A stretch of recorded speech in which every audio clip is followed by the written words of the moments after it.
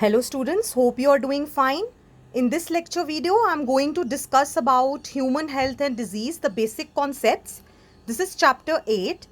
So the full chapter we have to cover in the revised syllabus.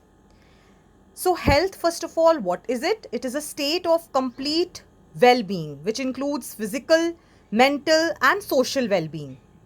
Now, how health is affected? It can be either affected by the genetic disorders, which is in the genes, by certain infections by microbes, or by unhealthy lifestyle. If we don't take care about how we are living, what we are eating, not having balanced diet.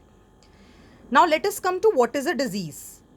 Disease means not comfortable. So, when the functioning of the body is affected, maybe due to some infection, that is disease.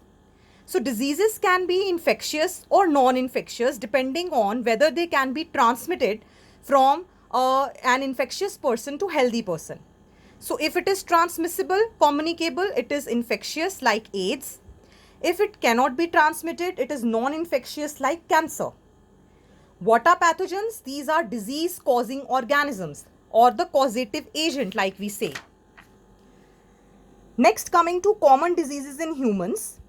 Firstly, this is the bacterial disease typhoid caused by Salmonella typhi. The target organ is small intestine. How it spreads? By contaminated food and water. What symptoms a person who is suffering from typhoid gets? So if somebody is suffering from typhoid, the symptoms are sustained high fever, means the fever doesn't lower down, weakness in the body, pain in the stomach, constipation, and there is loss of appetite. How this disease is diagnosed? By a blood test called as Vidal test, in which the presence of Salmonella typhi is tested. A very important case of Typhoid Mary was there. Why she is called as Typhoid Mary?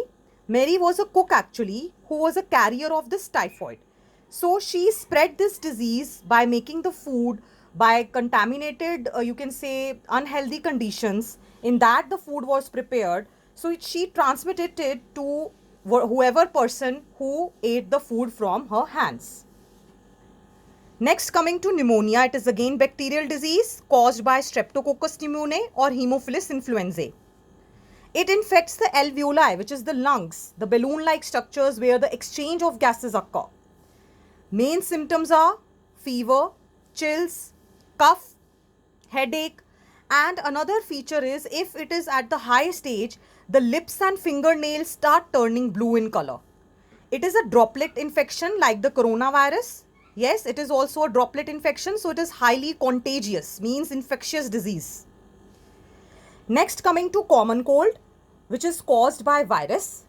The group of viruses which cause common cold are rhinoviruses. What part is affected? The nose and respiratory passage is affected, but not the lungs.